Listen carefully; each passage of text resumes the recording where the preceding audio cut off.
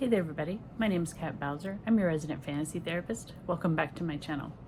Those of you here for the first time, welcome. My name is Kat Bowser. I'm a licensed therapist. I'm also a writer working on my first two novels, one the start of a series, one a standalone. And on my channel I like to talk about the psychology behind writing, the heart of the characters, if you will, because to me that's what makes a story worth reading.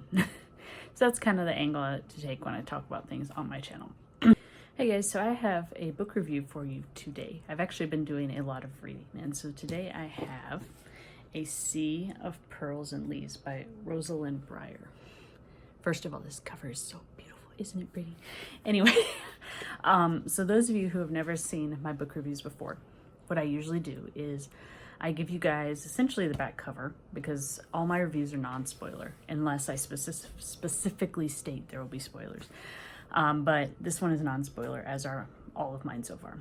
So I'll give you guys the basic book info, then I'll give you what I liked, what I thought needed work, and what I thought made it really unique. And then I give it what I call a psychological realism scale, which is basically where I take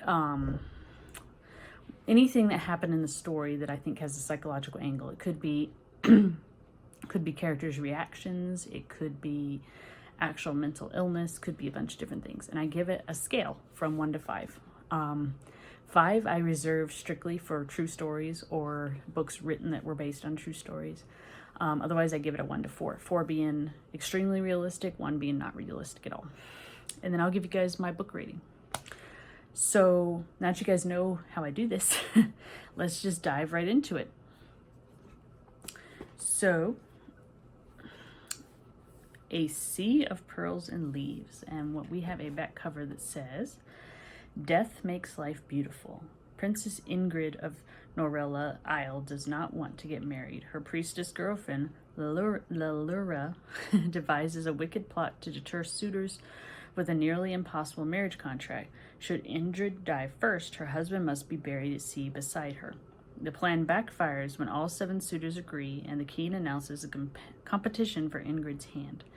Ingrid must keep her head above water as she deals with the suitors, a jealous girlfriend, and the news of 2 murdered priestesses.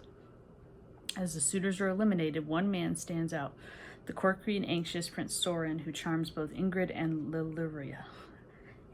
When Lalura goes missing, Ingrid and Soren must piece together who has murdered the priestesses and why before it's too late." So first off, what do I like about this book? The characters caught my attention right off the bat. I love characters that are quirky and unique, and Ingrid is definitely that. She has a lot of interesting little details to her personality that you don't usually see in this kind of story, or you don't think you would see in this kind of story.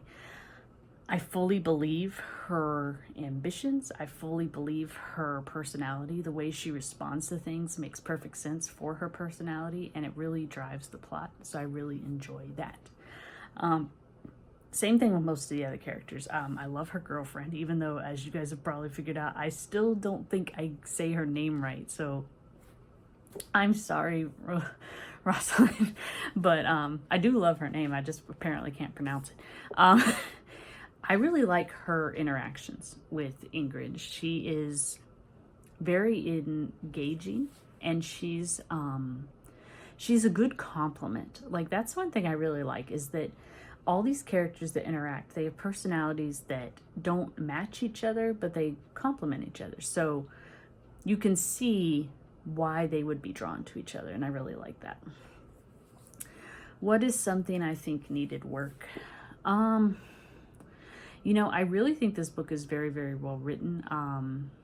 There is a little bit of, for me, it was a little bit of a slog on a couple of chapters, but nothing major, honestly. And I think that's kind of just, middle novel syndrome. I think most novels have that to some degree when you get to the middle, because you're pulling the reader along, and sometimes that just happens. So it is there, so I want to acknowledge that it's there, but I don't consider it a huge detriment. It's just kind of there. What's something I think is unique about this story? I love the culture established in this world, because it makes perfect sense for the setting. And you can tell that there is some inspiration from a couple of different sources. At least I'm assuming that's what it is. I got hints of Little Mermaid. I got hints of Atlantis. Lots of things like that, which makes sense because it's an island kingdom, so that makes perfect sense.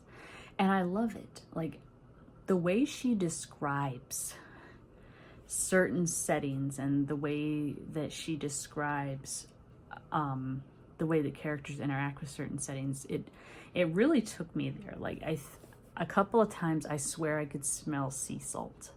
And I love it when a novel engrosses me that much. So, psychological realism scale, what would I give it? Well, there's a lot that goes on in this book. So I'm just going to focus on the one that I really liked, and that was grief. I like how they did it. I like how she did it, because grief is a unique emotion, because everybody goes through it differently. Everybody has a different response to it. And I like how it didn't just affect one character. It affected all the different characters, because they're all interconnected somehow. And that is so true. One thing we say in psychology is that the family, or in this case, characters that have strong relationships to each other, is a spider's web. So you can pluck one and it's going to affect the others in some way, shape, or form. You may not always see how, but it will. And I think she really covered that really well here. Like I said, there's other things that go on, but I don't want to do any spoilers, so I'm just going to focus on that aspect right now. And I would give that a 4. I think it was done very well. It wasn't overpowering, but it was realistic and it made sense.